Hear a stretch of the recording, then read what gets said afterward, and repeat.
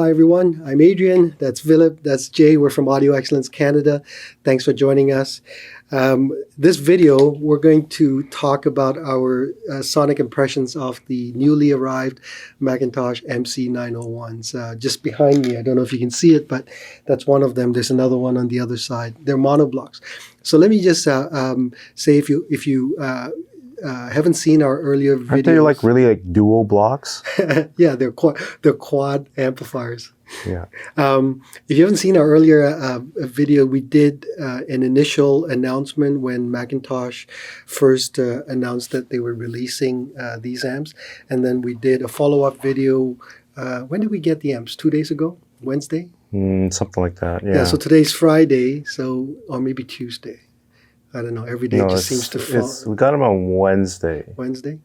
You sure? And we unpacked them. No, Tuesday? Tuesday. I think it might have been Tuesday. It was Tuesday. Yeah, so we got it on Tuesday. We got them on Tuesday, and we did an unboxing and setup video. You may want to watch that as well. I went in for my hernia operation just yesterday. I recovered instantly, but they were heavy. And then we've been listening to them quite a bit since. The amplifiers have really not been off since we've turned them on. So we've spent a lot of time with the amplifiers, and we look forward to doing even more, because so far we've really only hooked up to one pair of speakers. But let me just get into the background first, and then we can get into the details. Again, if you've already seen the earlier videos, you can fast forward. These amps are basically monoblocks to two chassis. They're big. They're 17.5 inches wide, 13.5 inches tall, 30 inches deep, and 180 pounds each. On each chassis, you have two amplifiers, 300-watt tube amplifier and a 600-watt solid-state amplifier. The 300-watt tube amplifier is derived from the MC2301s, and the 600-watt amplifier is derived from the MC611, if I'm not wrong. Yeah, so if you're going to put them on stands, you need like a 2-foot deep stand. More. 30 inches, yeah. You need a deeper amp. Is there even a stand that exists? No, you'd have to custom make it, yeah. So for both amplifiers, tubes and solid states, they have output impedance taps of 2 ohms, 4 ohms, and 8 ohms. So this ensures that you can properly match the impedance to your speaker. I should say the reason why these amps are designed this way is because they're designed for biamping. So if your speakers, on the back of your speakers, have 4 taps, 2 black and 2 reds, that means they can be biamped, and you can consider these amplifiers to do that. In addition to the fact that you have 2 amplifiers on each chassis, there's also filters for crossovers. And what that means is that you can set the frequency where the bass goes to the solid state amp, and the mid-range and high frequency goes to the tube so there's amplifier. a low-pass filter, and there's a high-pass filter. Right. And these are the different frequency filters for the frequencies, for the filters. Well, there's a range. Right. So there's that. I'm just wondering, my grammar this morning. 100 hertz, 130, 180, 250, 300, 400, 550, 800, and 1 kilohertz. There's also a level adjustments between the 2 amplifiers, so that you can adjust the relative amount of bass or mids and highs as you like. The adjustments go between -6 dB to +3 decibels. In addition to the fact that these amplifiers can be run through the filters, they can also be run full range. So if you wanted to, you could buy your own external electronic crossover, feed the signal out right into the amplifiers. Again, if you watch the earlier video about setup, we talk a little bit about that. And then dual meters, the amplifier, this is the first time McIntosh has released their dual view meters. So basically there's 2 meters, one stacked on top of the other, one for the tube amp, one for the solid state amplifier. And then also the first time McIntosh has shown their new PowerGuard screen grid sensor. It monitors the current going into the output tube's screen grid. So if it's too high, that means the input signal coming in is too high. there's a circuit inside that immediately attenuates the input, so it protects the output tubes and keeps it going for much longer. And finally, the amplifiers are fully balanced. So that's a very quick summary of what the amplifiers are capable of and what their features are. One last thing. The amps are sold at $35,000 US dollars, or approximately $47,250 Canadian. Jay, why don't you start? One last thing. The system setup. We're using the Lumin T2. Originally, we had the C2700 McIntosh 2 preamp and running right into the amps. And we use the Sonus Faber Serafino speakers and all cabling by Nordost, the Valhalla V2. Go ahead, Jay. Where did you start? So like you mentioned, we used the Sonus Faber Serafino, except I used the one I heard was with the McIntosh C70, not the 2700. So yeah, I switched them. Yeah, because I like the C70 better. Okay. All right. And I forced him to use the C70. Right. The first thing I noticed was the next day of the amplifiers that it came in, and then the next day I came in the morning. And immediately, even at low volumes, I was drawn to it. So I went ahead and listened to it. And this is the first time really where I thought nothing was missing when you're playing at low volumes. I'm young, so I like to crank things up once in a while, more than once in a while. And did you have it up to 11? I crank Does it up. Does he know the reference? No, probably crank it not. up all the way up to 100. But you didn't have it up to 11. No. Look that up. Okay, cool. But anyways, this is the first time where I had it at a low volume, and I didn't feel like anything was missing, or I didn't feel the need to crank things up to have all the details there. So, for example, some of the notes that I made, because Adrian makes notes, so I started copying him. Even at low volumes, I found the dynamic to be the dynamics to be excellent. There was finesse, was very detailed, like I mentioned. And one thing that I was particularly drawn to was when I was playing Liberty by Annette Ashvik. There's an ambience in that track, so I'm assuming that these ambience is like any other studio tracks. So when you're recording or mixing, mastering in studios, what they do is they add ambience, and what this ambience does is basically add a little bit of more warmth and fullness to the music. It's called karaoke. Basically, isn't it just basically reverb? It's like fake. Well, no. There's reverb and then there's ambience. Ambience is like but it's still fake. Yeah, it's fake. So those like woo sounds in the background. Like, you mean like the London subway running underneath the the recording hall. It's like a low noise in the background of a song. Now, normally, when you listen at low volumes, this is not something you hear. This is not something particularly that you're drawn to. But then when I was hearing this track, even at low volumes, I was drawn to every single particle of that music. Especially like the ambience was so atmospheric, and it was already there without me needing to really listen for it. And that was my first experience. I mean, I'm gonna interrupt you, but you hear that kind of like, I'm sure some people are gonna comment and there's like a little hum. Yeah, it's like this. Yeah. So is that what you heard, or is it? Well, not a hum, but like an ambience, which is added by purpose. This is not by purpose. This is just an unfortunate circumstance. So, anyways, now I can say a lot of like all the audiophile terms, but how black was it the just background? Very, very black. Okay. The blackest I've ever heard was very harmonic, and it was very organic. It was very organic. You're bad. Anyways, I can use all those words, but at the end of the day, it was to say the least, one of the best setup I've ever heard. So, yeah. Okay.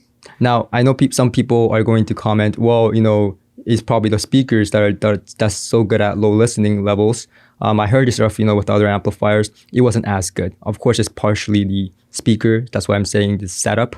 But again, with the MC901, it was exceptional. Okay. Philip? Well, I listened to it two different ways. Obviously with the Serafinos, and originally, since I didn't really get in on that C70, C2700 comparison, I did listen to it with both preamps, and I much prefer the C70, which meant that I left it hooked up that way originally, and that's why he listened to it. That's why Jay listened to it with the C70. Yes, I was too lazy to switch back to C2700. It's a lot of cables, like 3 or 4 cables. It's not really, but I was lazy, so I'm just admitting. 30 seconds. Okay. But I didn't change it either because I like the C70. Okay.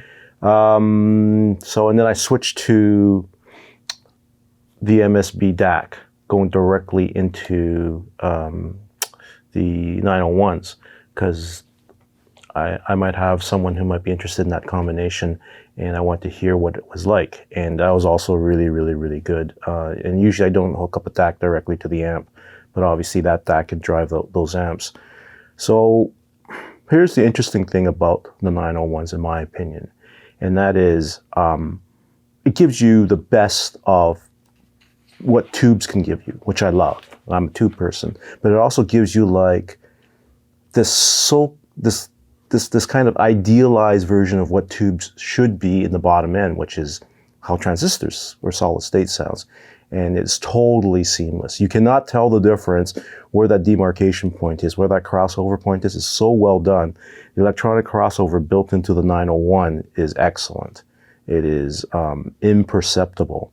And I did a couple of tests. So I played a James Blake song. And what's interesting about that song... I'm going to ban that song. No. But here's Cut it out of my playlist so you guys cannot play it. It's a limit. There's a limit to your love. No, there isn't. So what's interesting about that song is that at a certain point, the bass kicks in. It's totally artificial. And what it basically is, some guy's hitting one note or a couple notes, a chord, 2 notes, and it's consistent. And so what you can see happening in the amp, if you look at the power meters, which you'll see that the solid state amp is actually at a certain power level, and it just stays there. And then you can see the voices kick in, and the tube amp is responding. And at some point there is a transition. You cannot hear it. As the tube amp kicks in, it sounds exactly like what the solid state amp is doing. In other words, if you didn't know the crossover point, you would not be able to hear it. And then I reversed the test. I played a track by Yellow, and it has consistently, there's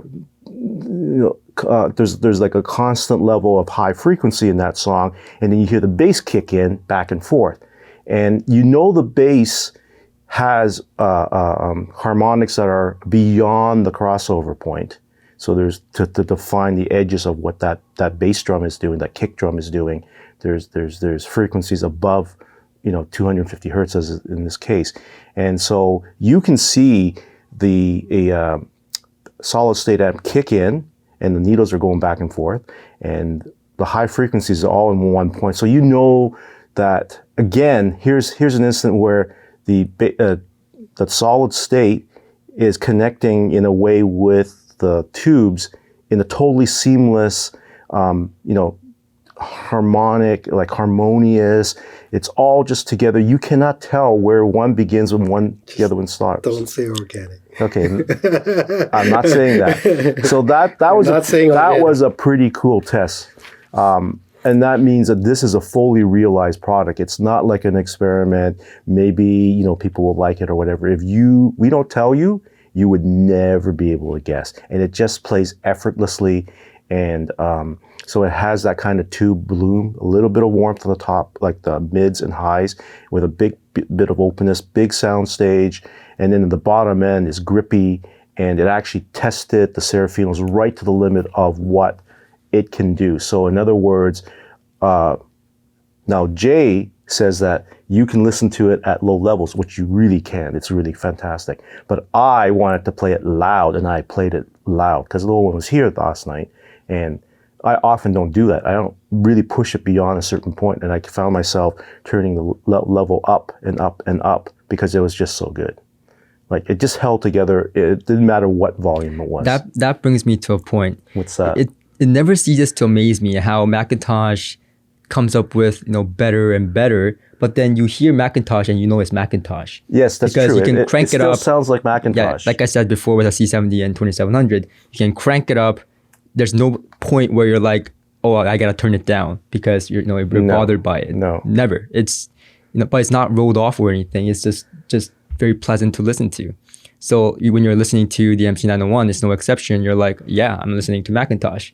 But in like a super big way, even at small scales, it's like a super big way. Yeah. And I think if I have to sum up the amplifiers in one word, I would put the word realistic. And I know a lot of people are gonna hate me for it, but realistic, because when I heard, it's like Radio Shack. So can we say Tandy? McIntosh Radio Shack? It's a Tandy 901. No. Like does he know the reference? No, he doesn't. I don't know the reference. I'm too young for this. But when I know what used to be Radio Shack. Okay, all right. And their in-house brand was Realistic. Oh my god! Oh, you're talking about that. Optimus. Oh my god! But Realistic, I know what you're was talking about. Okay. But anyways, Authentic. How about Authentic? Listen, let me just make a point. when I was hearing a track, and by the way, I had no idea what this track was. It was just playing. So I sat down, and then before I played another track, it sounded so good. So I was listening to it for a while, making my coffee, and then the bass kicked in from the left channel, and then I was like, I almost jumped because it was so realistic. It was just like, boom. So I was very surprised by how realistic it plays, like instruments. Now I play saxophone. I've been playing saxophone for the longest time. I play guitars too, but I'm more of a saxophone player and drummer. So when I play saxophone music, right, it's like, I know people are gonna hate me. I've known you for 2 years. How come I don't know that? I don't know why. I already told you I play saxophone, guitar, and drum. Right now? Now guitar is not by any means. But I've known you for 2 way. years. It's the first I've heard about it. I sing too. I sing because I'm. Can we have a performance at the next Audio Excellence event? Sure. Where was I? Why do you keep doing this to me? Yeah, of course. Where was I? You're talking about. Oh yeah. So saxophone. I know a lot of people are gonna hate me for this, but I play Kenny G, and he's been my idol for a long time in the saxophone world. And so I played some of his tracks, and I found that it was very realistic. I mean, I've never admittedly been to a live concert of his, but I know what a saxophone sounds like, and his soprano saxophones that he plays, it was the most realistic I've ever heard. It was like he was playing right there in the room. So, yeah. That's great. Yeah, so this in some ways will be a pretty boring video because we're all agreeing, and perhaps for the first time, I think, because we've done a bunch of these videos, and usually one of us will have a different opinion. I'll just give you the quick background story. So if you watch the unboxing video, we were all excited because anytime there's something new, we all get excited. It's just toys. Gearheads. Yeah, and so after we unpacked it and I hooked everything up. Turned everything on. I think literally within seconds, the amplifier was still cold. The amps were, all of us were just looking at each other stunned, going, "Wow, that's really it was really good just right from the start. Just shockingly good, and it wasn't good in a way that was impressive. Listen to the huge bass and so on. We were just playing music at fairly low volumes just to get the temperature up. At that very low volumes, like Jay was saying, you instantly knew there was something right. It was just naturally right about what we were hearing. And for me, it translated even further because the Serafinos are one of my favorite speakers. I like the size. I like what they sound like. I love the looks of them. And in terms of the sound, they've always sounded very good. But not necessarily special like, say, Wilsons are to me. Wilsons, I've loved Wilsons since I've heard them. And yet when the McIntoshes went on the Serafinos, suddenly I thought, oh my God, this is spectacular. This is so good. And as the amp warmed up by the end of the shift, we were all just absolutely blown away. And then, of course, the very next day, I came in very early, and I must have listened for 3 or 4 hours straight. Didn't get to do any of my paperwork that I normally do. And it's just gotten better every day. And so like the guys said, low levels, you literally don't need to turn the volume up any higher. You can enjoy it at low levels and they sound spectacular. And then when you do turn up, everything holds together. There's no sense that things are going to start breaking apart like some systems do. And at a point where you think, oh, I think that's a bit too loud, it's still okay. It's I think in fact if there's a limit, it's more the speakers maximum output versus the amplifier's Well, no, capability. definitely, because I had the amps and they were maybe not pinging it, but pretty close. Yeah. I mean, ultimately, the Serafinos are still a relatively small speaker. So I'm actually looking forward at some point to manhandling the amps over to the AIDAs, which are over there. I don't know if the camera will pick up. Yeah, it's picking up. And we're going to set them up there and see what they sound like. It's the big guys over there with behind Philip. So now those speakers will fill a big room and they can really take a pounding. So we'll get around to testing that at some point. For me, this reminds me of the very rare circumstances where I've been totally amazed. One of those times where I will remember 20 years from now. It's one of those benchmark, or what do you call those? I think it's a game changer. I can't imagine that other manufacturers won't try to copy this in some way, because it seems like the execution is so good and the idea is relatively simple, and audiophiles have long sought to be able to buy amp easily, and this you don't have to do any thinking about it. You just put it in there, you set the crossover point. We didn't even adjust the output and it's done. Yeah. Can we discuss the caveat? Yes. It's big and heavy. It's long, big, and heavy. Yeah, I was going to get to that. So we all agree it's a fantastic amplifier. Do you have any concerns? Do you have any sort of things that you're holding back, concerns? Yeah. Well, it sounds like McIntosh. Yeah. Is that a good or a bad thing? It's both, because on the one hand, McIntosh has not sought to redefine what they could be. So there is some orthodoxy in it, and it's a bit conservative. In other words, it doesn't negate the fact that the Dan D'Agostino progression is still a great amp. It's just different. So you have to be kind of in the McIntosh camp to really appreciate these. Those who don't will not. They'll say things about it that are perhaps irrelevant, but this is in their minds what is the relevant point. But obviously what we hear says that perhaps that's not so important. What it does really well, it does really, really, really well, and then everything else is moot, in my opinion. Jay, you had something to add? Well, I mean, I kind of disagree in the fact that I think this is one exception where someone may not be a fan of the McIntosh sounds, but if they give it a try, I think this is something they may actually find that they like, because it's so well done. Like, yes, it still has that McIntosh sound in all the good aspects, like you can turn up the volume, it has that smoothness going on, but it also has detail and it has finesse and it has high frequency extension that some people were like, oh, the McIntosh is too rolled off for me. It's not it's not open enough in the high frequencies and so on and so forth. I think the MC901 kind of does that better than the other McIntoshes I've heard. So that maybe I think some people who were a little bit skeptical of or not a fan of the McIntosh performance before may have a different opinion about this in particular, because maybe Natalia will really like this. So I think she doesn't like anything. Well, I think I will be very hard pressed to see someone not like this in in a one way or the other.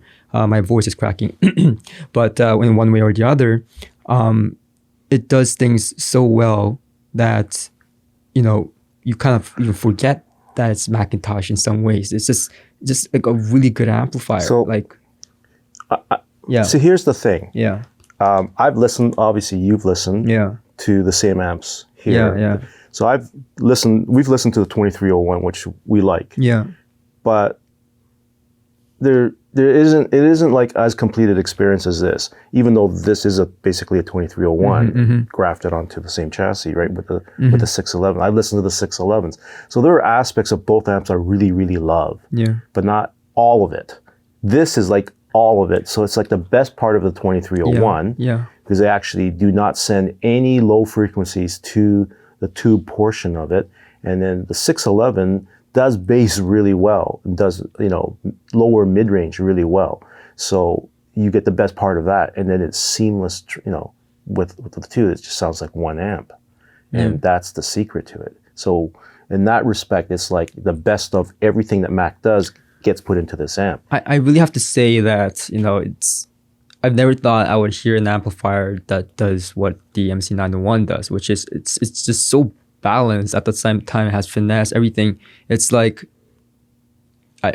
if you told me to say something that I don't like about it, I don't have it. Like, it's zero.